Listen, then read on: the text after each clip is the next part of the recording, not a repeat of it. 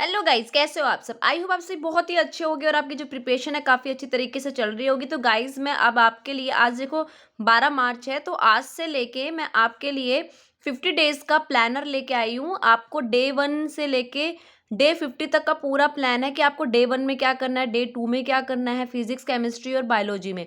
इससे क्या होगा, आपको हेल्प होगा, आपको थोड़ा सा आइडिया हो जाएगा कि हमें कैसे कैसे करना है चैप्टर को।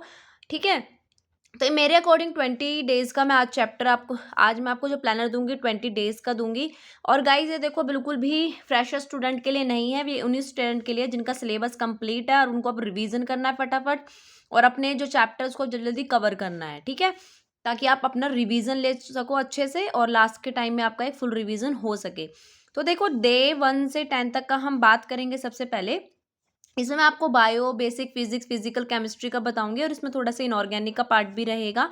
तो देखो आपको, अगर आप कल से भी स्टार्ट कर रहे हो ना अपना, या आज से, तो देखो आज का दिन तो चला ही गया, कल से भी अगर आप स्टार्ट कर रहे हो तो आपका क्या रहना चाहिए प्लान। आपको क्या करना है, कल से स्टार्ट कर रहे हो तो बायो का आप लिविंग वर्ल्ड करो, मॉल कंसेप्ट करो, केमिस्ट्री का, फिजिक्स में आपको यूनिट एंड मेजरमेंट करना है। ठीक है, इनके साथ साथ क्वेश्चंस भी करने हैं। अब ये मत बोलना कि हम सारी चीज़ों को एक साथ कैसे करेंगे।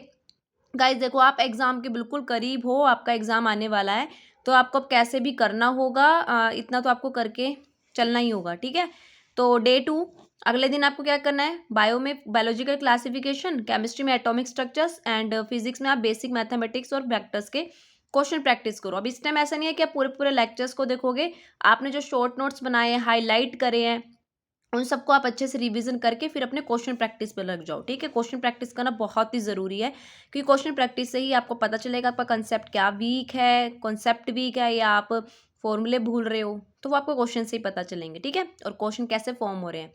डे 3 में आपको प्लांट किंगडम, पीरियोडिक टेबल और काइनेमेटिक्स का पार्ट 1 कंप्लीट कर लेना है। डे 4 आपको एनिमल किंगडम, और एनिमल किंगडम में जो आपका फ्रॉग और कॉकरोच वाला पार्ट है वो भी। ठीक है, आपका केमिकल बॉन्डिंग है, काइनेमेटिक्स के पार्ट 2, ये भी आपको कर लेना है। फिर हम डे 5 की बात करेंगे, cell the unit of life, और आपको यहाँ पे डे 5 में केमिस्ट्री का जो आपने अब तक 4 दिन में कवर किया है उसका आप अच्छे से रिवीजन ले लोगे। ठीक है, फिजिक्स में आपको लॉज ऑफ मोशन। डे 6 में आपको biomolecules, thermodynamics, work energy and power. And day 7 cell cycle and division, equilibrium, rotational and motion. वहीं पर डे 8 की बात करें तो फोटोसिंथेसिस बायो में, केमिस्ट्री में रिडॉक्स रिएक्शन, फिजिक्स में ग्रेविटेशन। डे 9 में आपको respiration plants, chemical kinetics, mechanical properties of solid, या यहाँ पे गलत हो गया था, इसको अवॉइड करना।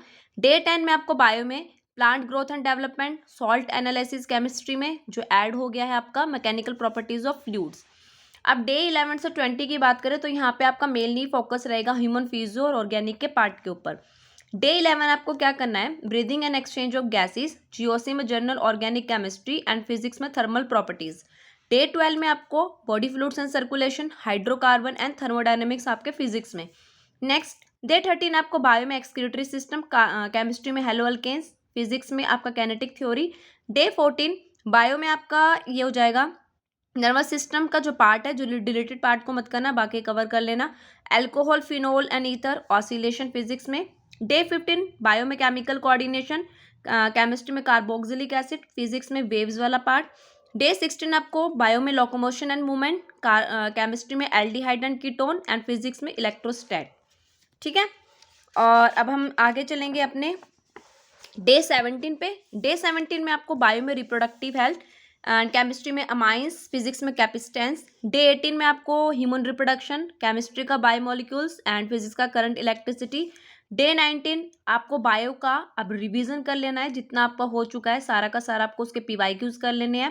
केमिस्ट्री में practical organic chemistry and physics में हीटिंग इफेक्ट।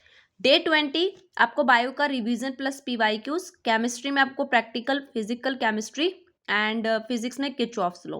ठीक है, ये आपका 20 डेज का प्लान है कि कैसे कैसे आपको तीनों ही सब्जेक्ट के चैप्टर्स को आपको इक्वल ही लेके चलना पड़ेगा। ऐसा नहीं है कि आप पहले फिजिक्स करोगे फिर केमिस्ट्री फिर आपका बायो को करोगे, या बायो केमिस्ट्री को कर रहे हो।